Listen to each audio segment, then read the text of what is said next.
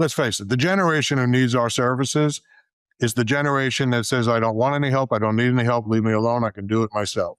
Then they migrate into, if you make me do this, I'll do it, but I won't make anybody happy. I'm going to do everything I can to sabotage this. But once they get help, they realize, hey, this isn't so bad after all. And then ultimately it turns into, how did I ever live without this? But here's the thing that must be expressed to the person in need who is in denial and does not want help. Getting help is not the end of your independence. Getting help is the beginning of the restoration of your independence. Did you know that in 2020, there were 53 million caregivers in the United States? And by 2025, this number is expected to grow to 62.5 million. 73% of these caregivers also have a job. They are called working caregivers, and they are invisible because they don't talk about their caregiving challenges. Working Caregivers, the Invisible Employees, is a podcast that will show you how to support working caregivers. Join Selma Archer and Zach Demopoulos on the Working Caregivers, the Invisible Employees podcast as they show you how to support working caregivers. Good morning, good afternoon, good evening. This is Zach Demopoulos, host of Working Caregivers, the Invisible Employees. Thank you for checking in from wherever and whenever you are. Thank you for being here. And I'm Selma Archer. Thank you for being here. Hey, Selma, how are you doing? I'm great. How are you doing, Zach? I'm doing fantastic, Came off the holidays. We're in the New Year mode. I have an old friend on the podcast today, and I can't wait to get into it. How were your holidays? Everything good? All good. Ready for a new year of caregiving. Awesome. I want to welcome Scott Greenberg to the show. Hey, Scott, how are you, man? I'm great, Zach. Good to see you again. And Selma, nice to meet you. Nice to meet you, Scott. We appreciate you being here, my friend. Not only, do you and I have 13 years of home care background where I first met Scott, but we constantly talk, and he's just a wealth of information. We're going to get into a lot of his experiences and stories. But before we get started, Scott, would you at least give an idea to our listeners as to where you're calling in from, and tell us something interesting about where you live that maybe most people don't know? So we're in Palm Beach Gardens, which is one of the fastest growing cities in the state of Florida at the moment.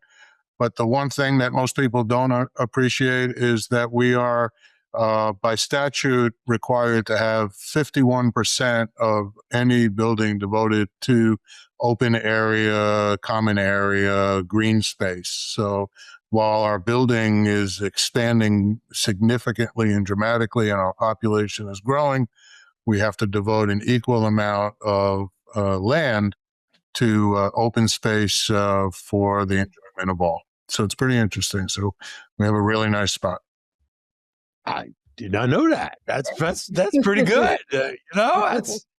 When did that go into effect? I don't know, but I was hosting a breakfast for somebody who was running for town council, former mayor who was running to be elected again to be town council. She had to step off because of term limits, and it came up during the breakfast yesterday. So that's a new fact that I just learned. But I think it's in whatever governs our city requires that 51% be devoted to open green space. It's beautiful. We have a lot of beauty. I love that. Even though growing like crazy. I love that. And all three of us have either lived in New Jersey or I currently do live in New Jersey. New Jersey is actually well known for that. Most people don't think of New Jersey as doing that. And that is one thing why I really love living where I do. But I'm glad to hear that. Wow, that's good news for Florida. Let's chalk one up for Florida. I'm glad to hear that. So, Scott, let's get into why we have you here today. And again, you've got a tremendous amount of experience as a caregiver, helping caregivers, writing a book about it, doing a show on it. We'll get into all that. But first of all, if you don't mind, can you tell us a little bit about your own caregiver experience? I understand you're currently a caregiver as we speak. So I've talked about family caregiving, did a radio show, wrote a book. I did all the things that you mentioned and never run really expecting to be a family caregiver myself. But over the last couple of years, my wife has had a few health challenges. She was diagnosed with Parkinson's disease. She was diagnosed with normal pressure hydrocephalus. She's had, I think, 9 surgeries in the last 4 or 5 years, 2 in the last 12 months.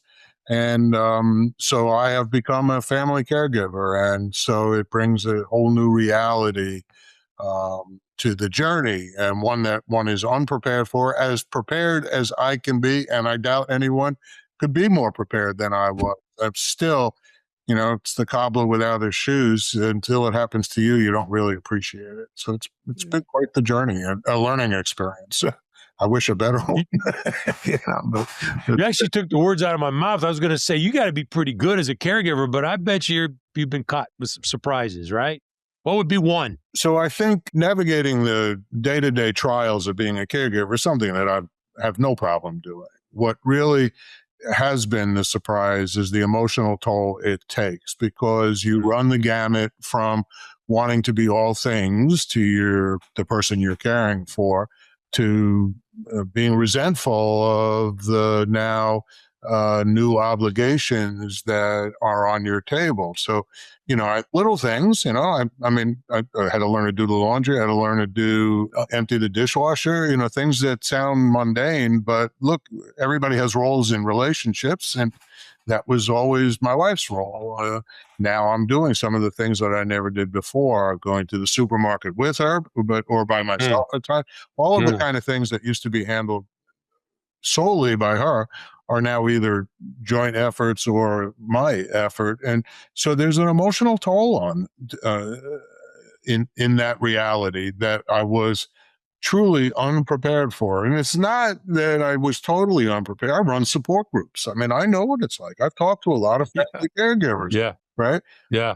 But it's easy. It's easy to preach. Right. It's hard to be the recipient. So it's been an adjustment. I won't lie. It has been an adjustment. So appreciate your honesty, Scott. Also, just a follow-up question. You run a big business. How has that impacted, having to run your business, do your job, and also caring for your dear wife? So I think if you want something done, you give it to a busy person. I mean, I come out of a business background. You both come out of a business background. We compartmentalize reasonably well, and I am able to do that. My wife is still working. It's a challenge, but she is still working. But thanks to technology, where I can work remotely more often than I could have perhaps 25 years ago. I work all the time that I was in Minnesota, where she went for treatments, ultimately went for treatment. So, I'm always connected. That hasn't been difficult. And I try not to let one crisis invade another, if I can. So, and I try to keep everything in perspective. Fortunately, I'm old enough that I have some perspective. Yeah. Yeah. And just one more thing, and we'll get to your book, but in your book, you did talk about how Irene, your wife, was worried about her mom, Dinah, I believe it is. Right. And you really shared an important, honest experience. I got to just share it. You said that you feel like you might have been partly the reason why she might have passed away prematurely because of that conversation that maybe you could have had that you didn't. I don't want to put words in your mouth, but can you kind of walk us through that? What did you really mean by that experience? I would frame that a little differently in terms of the intent of what I meant. What I think that my mother-in-law would have lived longer if I was able to have convinced her to do the things that she could have and maybe should have done to enhance the quality of her life.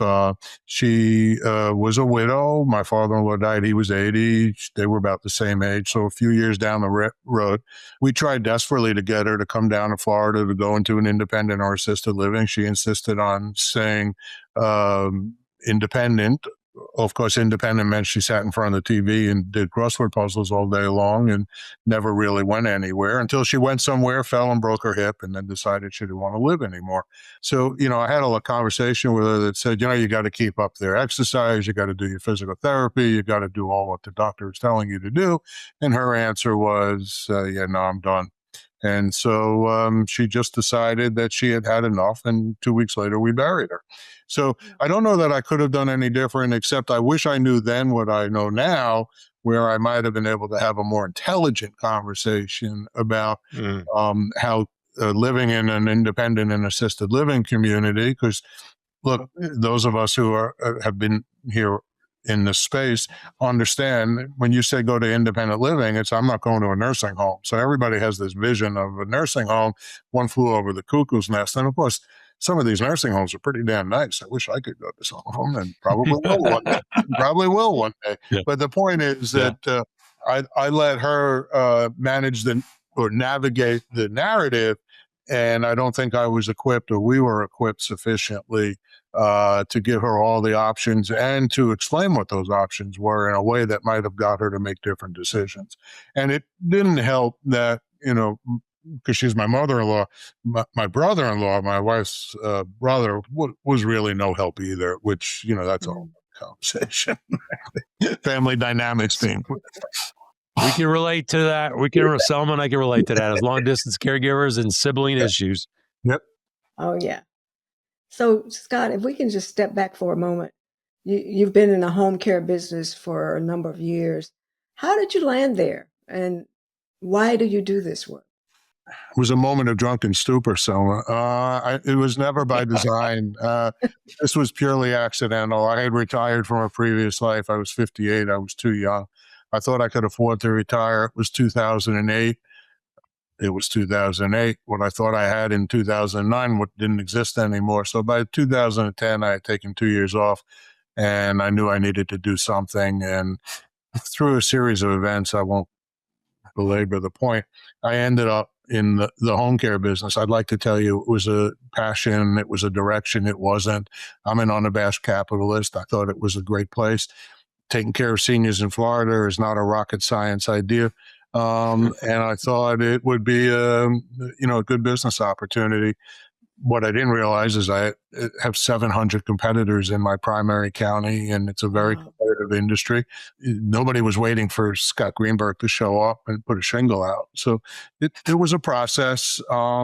It's been a very good journey. Today, it's a family business. I have 2 daughters in the business, son-in-law in the business. My wife's in the business. So it has become a real family effort. We have over time, which again was not the reason I entered this industry, we have learned through experience that the way we treat seniors in our country is really disgraceful. It just is. We just don't have a plan to take care of the elderly in our country. I think, it has become an incredible passion for us to give people the opportunity to live their best lives possible. And so we've been devoted and dedicated to that. And I think it translates into the success that we've had. I think a lot of people go in here because it looks like it's an easy way to make a living. But it has turned into something really passionate. So for example, we do 14 support groups a month for Alzheimer's and dementia families. We do 8 or 9 support groups for Parkinson's disease families. We do an incredible amount of public speaking. We don't charge for any of those things. I mean, that's giving back to the family. Today, I'm the chairman of the Area Agency on Aging here in Palm Beach County. So we have been dedicated and devoted to giving people the tools that they can to live the best quality life possible. When we talk about Alzheimer's, for example, we say people aren't dying with Alzheimer's, they're living with it.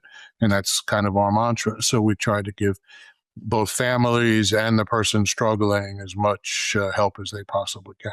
And it's translated into a pretty good business, which is the part of the reason I got involved in the first place. That was that capitalist part, right? That's the capitalist part. Yeah, go ahead. Yeah. Well, you also authored the book, Oh My God, I'm Getting Older and So Is My Mom, which Correct. sounds like a revelation. The title sounds like a revelation. I just wonder, why did you write the book? Was there anything that motivated you to want to write this book? So I was doing a radio show by the same title, which was also kind of a moment of drunken stupor evolution. And one of the listeners to the show was listening to a show that we happen to be doing on strokes, and she had a special interest in strokes. And she didn't have a radio in the house. She was driving home. She got home. She sat in her garage, during commercial, went and got a drink, and finished listening to the show in her car. She called me the next morning. She said, "Did you ever think of doing a book?" And I said, "I had, but not about this." Anyway, she had been a loyal listener to the show. again, from a marketing point of view, I'm, again, unabashed capitalist side of Scott Greenberg. What she said is when you hand somebody a business card, you're a peddler. When you hand them a book, you're an expert. But I really felt that I had something to say, and I needed to tell people who were willing to listen that, you can be a victim or you can be a perpetrator, all right? And the system inflicts on many of us decisions that if you were proactive, you wouldn't likely have ever made. I had a lot more to say in the book, but I limited it because space being what space is. And I picked the subject matter that I felt was most important. And I'm pretty proud of it. It won a very prestigious independent book award, which was great. I can't tell you how many times people have called me and said reading my book has helped change their lives. And invariably, somebody will pick it up, read it, call me and say, because of you, I did X. And so I feel really good about that. I think the book has turned out to be monumentally effective in accomplishing what I set out to accomplish. In terms of your radio show, in the final show that I watched, you talk about the experts that you had as guests, the celebrities. Just wondering, is there anyone in particular or any show in particular that stands out for you that you can share? I knew you were going to ask that, and because people ask all the time. I've been in 76 countries around the world. I've traveled all over the world. People say, "What's your favorite?" It's hard to say what my favorite guest was because I was blessed. One, it was my radio show, so I didn't talk to people I didn't want to talk to, and I didn't talk about things I didn't want to talk about. So I didn't let anybody come on my show who was trying to sell something because I was not going to do that. So I tried to limit my guests to experts in the discipline that we were talking about. So Selma, I have, I did 510 or 20 shows, somewhere in there. I probably had 50 that would qualify as my favorite because some of the stuff was so important. One moment that stands out is I did a show about childhood trauma, which is an unusual subject matter for the purpose of the show. But again, it goes to the fact that, oh my God, I'm getting older, so is my mom, was about people in the sandwich generation, taking care of their mom, taking care of the kids, taking care of their grandkids. It was there. And we're talking about childhood trauma. And there was a guy who came on who asked us, he called, it was a call-in show, and he asked about a question about dementia, which we weren't talking about at all. But then he said, I have to tell you, he said, and he was very emotional about it. He said, I wish I had heard this show 50 years ago. And to be honest, we all broke down. Fortunately, my guest, who was an expert in dealing with people who were going through childhood trauma, kept it together. And so she talked for about 5 minutes until we all got it back, because the rest of us were our eyes out. So there was some of that. And so there were highlights, but the material was amazing. And then I would say the other thing is I got to meet some really amazing people. I learned an incredible amount about a wide variety of subject matter, which I think has helped me navigate the personal journey that I'm going through now, being a family caregiver, which I'm not sure I could have done otherwise. So that was one of the best things. I did my radio show for 12 and a half years, and it was great. Just one more comment on what you just said, the childhood trauma. Zach and I recently interviewed a young man who became a caregiver. I believe it was 11, Zach. He was 11. Yeah. And he was caring for 3 people, 3 adults. And he was doing everything for these mostly disabled family members. And he talked about the trauma that 11-year-old, as an 11-year-old, he's like 25 or 23 or something now in college. But it was just amazing to hear his story and some of the struggles that he still carries with him. Some of the, Zach, there's a group down here called AACY, American Association for Caregiving Youth, I think. Mm-hmm. Yes, he was just down there. She's kind of a friend of mine, a woman who followed. Yeah, she was one of CNN heroes. The Caregiving Youth conversation is an important conversation that gets almost no attention. We'll put a link to that. And we'll put links to your book, to to your radio show, and also just listeners, Scott's home care is Comfort Care, COMFORCARE without the T in it. We'll put those links in there because we know listeners are on the go as they're listening to our show. And speaking of our listeners, I got to tell you, Scott, this is a topic I really want to get into with you because I have personal experience with this. Our listeners are hoping, banking that they're going to be able to hire home care so they can keep their jobs and keep working. But there's a lot of myths, a lot of nightmares, a lot of horror stories that people share.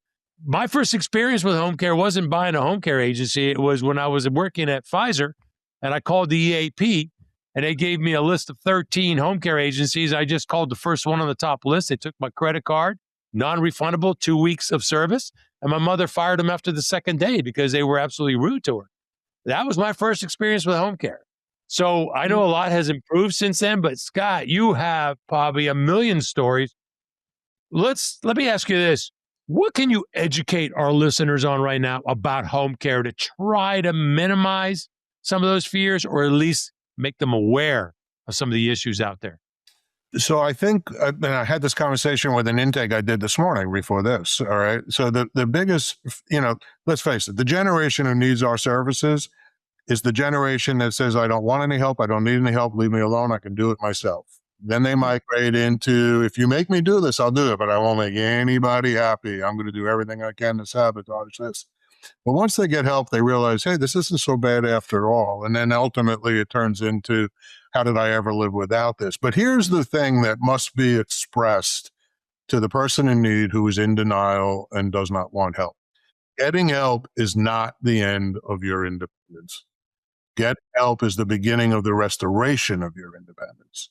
When you're eating healthier, when your hygiene is improved, when your socialization is real, when you're getting out, when you're going to the store, when you're enjoying life, appreciating life, eating better, doing all of the things that home care allows you to do that you're not doing because you need home care, all right? It enhances the quality of your life. That said, the biggest misconception or the biggest problem is who's going to pay for it. So that's a real issue, right? So you have the two things. Everybody needs it. Few can afford it. So that's another problem. So I don't know if that's a place you want to go.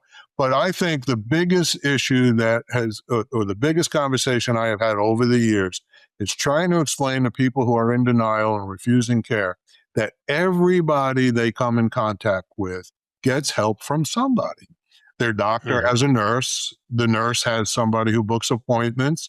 They have pharmaceutical salespeople. You both come out of pharmaceutical background, right? They have pharmaceutical that help educate the people in the office as to what the best pharmaceuticals might be. The pharmacist has somebody who's taking care of you at the counter. Everybody that we do business with or interact with gets help from somebody. Getting help is not bad, all right? And why would you not get help? I can't tell you how many times I wish I had people help me in a host of things that I struggled with, all right?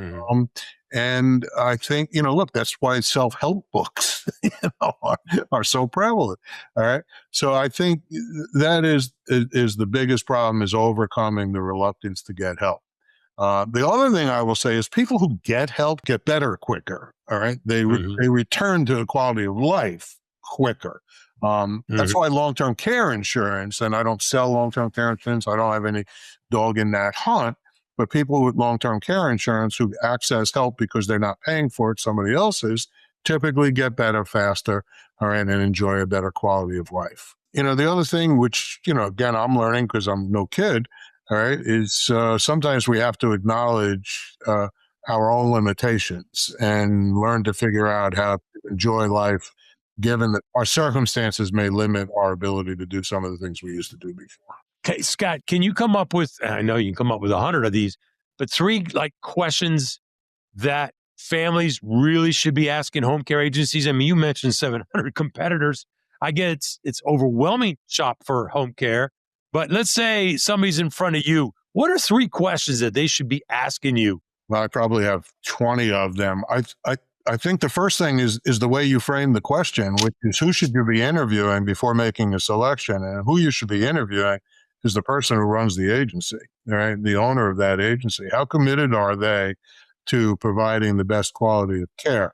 But beyond that, how do you hire? Who do you hire? Are you actually checking their references? What's the process? What's the background check process? Here in the state of Florida, background checks are mandatory, but they are not as effective as people think they are. There are a lot of surprises in those background checks. So we, for example, do an over and above that.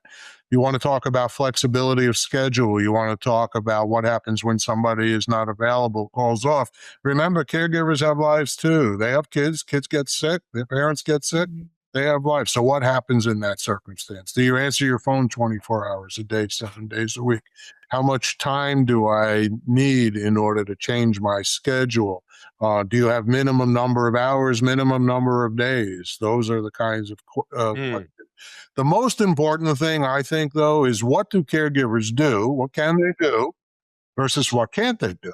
So depending upon where you are, what state, that may be different. But here in Florida, there's skilled care and there's non-skilled care. There's a lot of confusion in the terminology that accompanies home care. There's home care and there's home health. They are not the same. People think that they are. And so understanding what caregivers can do and what they can't do. So that was more than 3, I know, and I'm sorry, but I could go on. I knew I'd get you started. Yeah, thank you for those. Great questions. Great question. Yeah.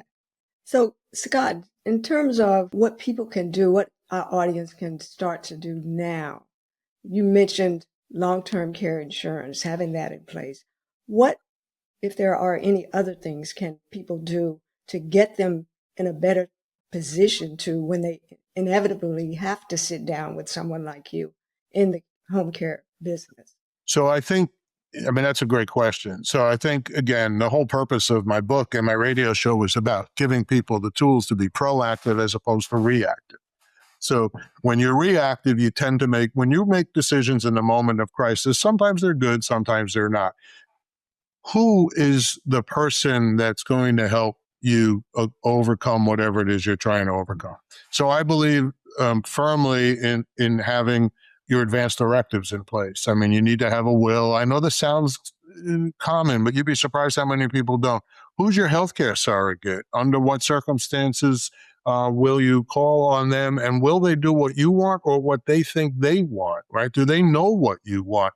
I had spinal fusion surgery a few years ago, and I did something called PULSed. Around the country, it could be MOLST, it could be PULSed, which is a physician's order for life-sustaining treatment, all right? They were operating on my spine, all right? I wrote on that, I do not do vegetable well. Translation is, if something happens to me, turn out the lights, pull the plug, I'm done. I don't want to go through that.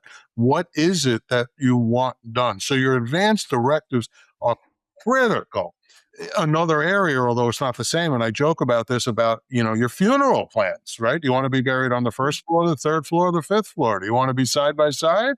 You want to be with your first wife, your second wife, or your girlfriend, right? Do you want your ashes scattered under a tree out in the sun or on the sea? Who's going to do that? What are the things that you want? The issue is you can do whatever you want. Just make sure somebody knows, right? So that's the next part of my conversation is whatever you want to do for all of this, make sure people know, right? When you have kids don't always agree on what mom and dad want, right? That's very important. So if you let them know, there can be no disagreement. So I have a chapter in the book called Mom Always Loved You More, all right? There's a chapter about having to decide, all right, who is going to make the decision. Have people in place who can handle the financial, who can handle the health care, who can handle the various component parts of whatever life throws your way. All right. And then who to go to. Even in the case of finances, the person I trusted most with my finances just retired last week. All right. So life changes as we continue to live a long time. The people that we were counting on may not be there anymore, may not be able anymore, may not be willing anymore. So it's a matter of having all of the ingredients for what is about to happen. And don't be in denial. It's going to happen. Nobody gets out of here alive. Right? Let's fair. Nobody gets out. So I'm going to get out of the podcast alive, but nobody's going to get out of here.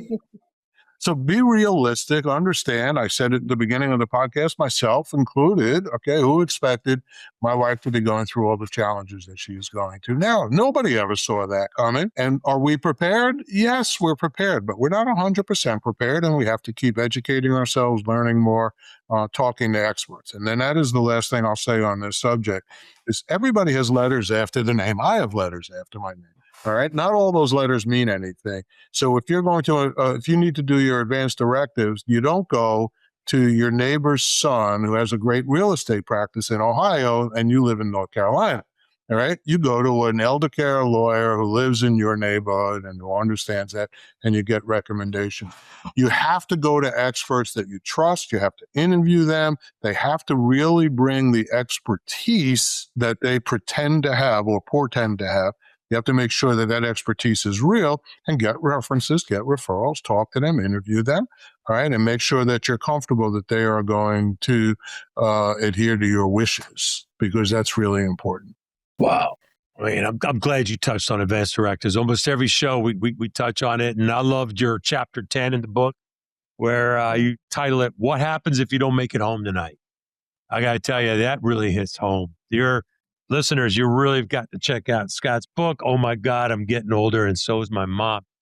Scott, you said you had an intake this morning, which, by the way, listeners, that means somebody was calling, probably emotional, to the home care agency because somebody referred them saying, I need help. My mom or dad are coming home from a hospital or whatever it might be. I need some help.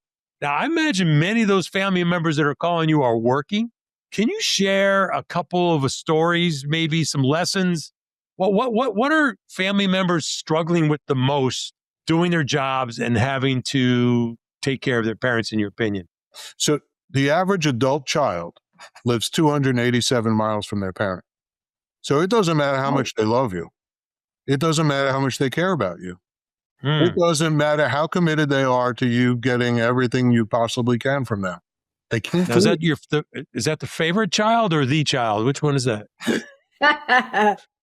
So I do a lot of public speaking, and I ask this question all the time. How many of you have children who live in other states? I'm in Florida. So everybody here, I mean, every hand goes up. Every hand. How many of you have kids who live in other countries?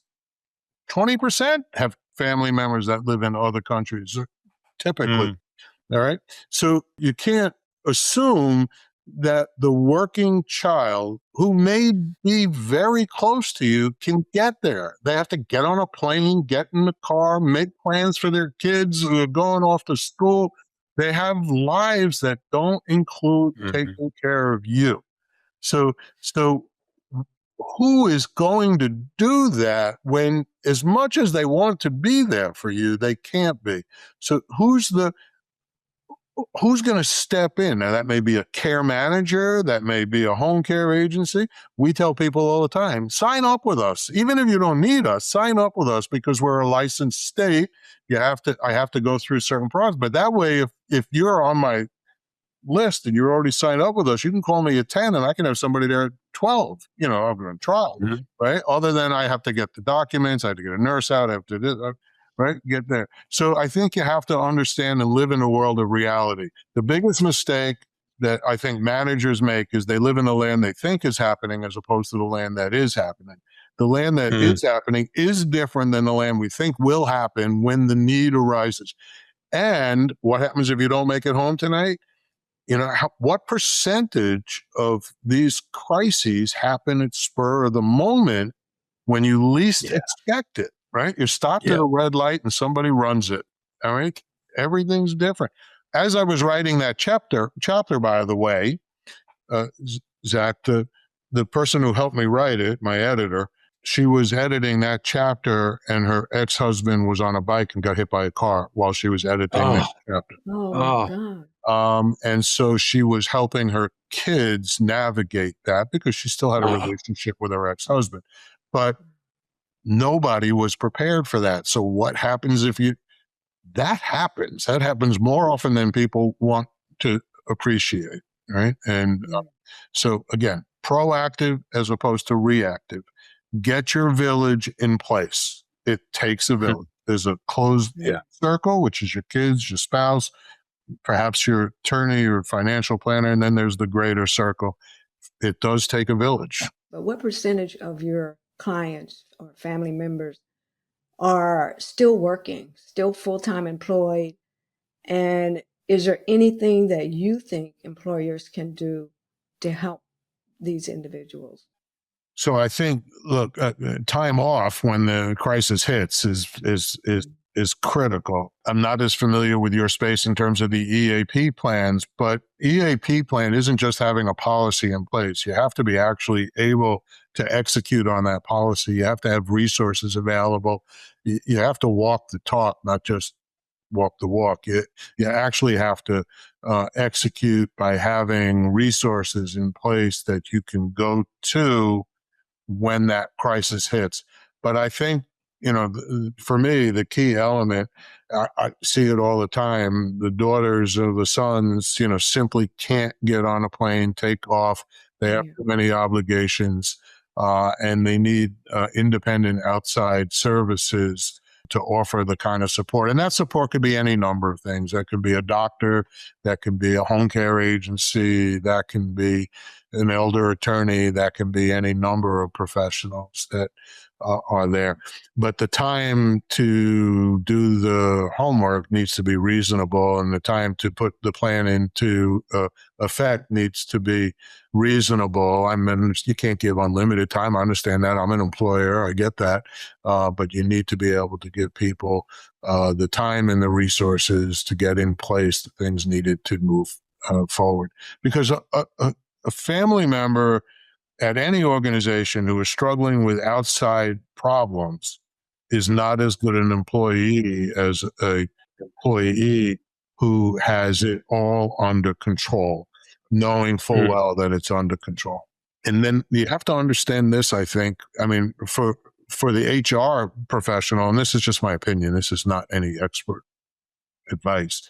You have to understand not everybody's the same. Women and men do handle these situations differently, not all the time, but they handle it differently. The age of the person that your employee matters, what their other half of their life, their kids or their parents or their spouse. So there are a lot of ingredients that go into how someone reacts to the crisis that forces them to come ask about the benefits of something like an employee assistance plan. Yeah, thank you. Zach and I both had the experience. Well, Zach is still in his long distance care experience, and you've mentioned that a couple of times. I didn't have the luxury of ever being in the same state as my mom over the 10-year period that I was her caregiver. So what role do you see AI in helping to bridge that distance with that family member who can't be there for all of the situations that occur? So in this space, you may not like my answer. I think AI is a technology in search of marketplaces. And I'm not sure yet what role it has in this marketplace. I think in terms of finding resources, yes, perhaps. But I think in terms of finding solutions, I'm not sure yet, because I don't think they're doing a deep enough dive. I would equate it to online shopping versus in-store shopping. The number of returns on online shopping vastly exceed the number of returns from in-person shopping. And why? Because what you see on the screen isn't necessarily what happens or what it looks like in real life. All right.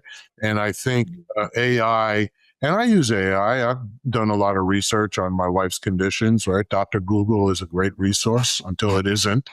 I think you have to be careful. I think the next question maybe is, where's technology going in home care?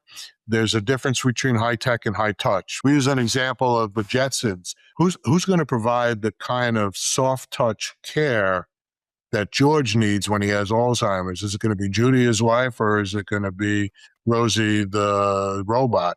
All right. Those metal fingers get awful cold if she has to change his diaper. So I think you can't lose sight of the fact that good caregiving can be a combination of high tech and high touch, but nothing is yet here that can replace high touch. 20 years from now, maybe. Send me a note somewhere else. Scott, Great. That's we great. could talk to you for forever, Yeah. buddy. We're going to have to bring you back as we follow the trends on home care. But maybe one last question. I think you were alluding to it earlier and didn't think maybe we should go there, but I do want to go there. Affordability is really important.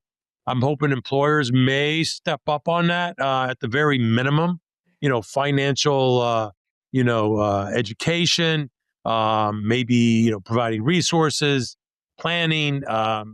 You get caught with your pants down when you become a long distance caregiver, especially the money I spent getting on planes and got to go see my mom and then my dad was incredible. What does affordability for home care look like today? And are there some resources that can help out families in that area? So it's a tough question, and it could do a whole show just on that subject matter. So, look, Medicaid is a federal program, but administered by states. So every state is a little bit different. Everybody thinks you have to be destitute to get on Medicaid. Nothing could be further from the truth. A good elder law attorney can help you do proper Medicaid planning to allow that. However, Medicaid services are not what some people think it should be. I'll be kind. Medicare does not cover home care. Medicare is a restorative health program. It wants you to get better so it can stop paying for you. It is not a long-term medical management program. There are some Medicare Advantage plans that will offer you some home care. Typically, it's limited to 80 or 126 hours a year, not a week, a year. 80 hours a year doesn't go very far, just saying. The VA offers some of that. In the Affordable Care Act, whether you're a fan or not, is immaterial. The Affordable Care Act ignored one area of medical care completely, and that was long-term care. Why? Because nobody can afford it. For the first time ever, CMS, Medicare, now has a program that it's called GUIDE, and it's for people with Alzheimer's and dementia, that under certain circumstances will pay up to $2,500 a year in respite care for a family caregiver. That's the first acknowledgement that there's a need to do this. So you got VA benefits. Otherwise, you got Medicaid. You have long-term care insurance. I mean, I'm an advocate for long-term care insurance. I used to think I could fund my own long-term care until I realized that you can be diagnosed with Parkinson's and have Parkinson's for 25 years. Alzheimer's is a 10 to 15-year journey, MS even longer. So the cost of some of the services like assisted living or memory care units can be $10, $12, $14, $15,000 a month. Doesn't take long to go through an awful lot of money in those regards. So, I mean, I would advocate long-term care insurance if you're still young enough and able to buy it. I really would. And make sure you have an inflation adjuster because costs are going nowhere but up. And I would advocate, saving a lot of money. I would also talk about where you live, right? That 4-bedroom, 2-story, 2.5-bath home when you're 80 doesn't work quite as well. So think about that at the appropriate time. But it's a challenge. I mean, Zach, you asked the question about affordability. It ain't getting cheaper. I don't know what companies can do except maybe to offer group long-term care insurance, which might be a lot more affordable than getting it on your own, might be. So, yeah, and expanded it beyond maybe the individual and the spouse, maybe help a family member. I guarantee you most young people that look at that benefit never click on it because they have no idea what it even does. So maybe they can do it. Maybe employers, I ask you employers to kind of step up with that education, those benefits. Don't just do it 1 month a year when you select benefits. Let's promote and educate benefits all year long. Scott, you've been fantastic. Selma, any last quick questions before we let him go? No, just maybe how our audience can get in touch with him or how they can learn more about the work that you do, access your videos, your book. So anybody can call me in my office, 561-630-1620. They can email me, sgreenberg, Greenberg @comfortcare.com. Comfortcare, COMFORCARE. Zach said it right. Don't put a T in there. I'll never forget. comfortcare.com. Greenberg at comfortcare.com. I'm happy to answer anybody's calls. I'm always happy to be a resource. I'm happy to send you a book. I'm happy to do whatever I can to help people navigate to this aging highway that we're on, because it's not an easy journey. It's not. But it doesn't have to be hard. There are things you can do to ease the challenges. And there are. You can actually seize control as best you can. You can't handle all the healthcare curves, but you can seize a lot of control if you're proactive and not reactive. That seems to be the theme today, Scott. Proactivity, man, big time. And listen, listeners, he's serious. When he gives out his phone number, he's serious. He will actually give you some time, whether you're in Florida or anywhere in the country. But if you are especially in South Florida, I hope you'll take him up on that and at least just ask him some questions, anything from the cast today or anything. He's a good guy, really good guy, and a friend, and somebody I'm really proud to call a friend. Thank you, Scott. Thanks for being here. Thanks, Zach. Thank you, Scott. Nice to meet you. Nice to meet you guys. You too. Nice to meet you, Selma. Zach, always a pleasure. All right? Always, Thanks. buddy. Thank you for tuning in. Be sure to catch new episodes of Working Caregivers, the Invisible Employees podcast, every other Tuesday. Please also visit our website, invisibleemployeeadvocates.com, to subscribe to our newsletter, purchase our book, and learn more about how we can help you strengthen your workplace to become more supportive of working caregivers.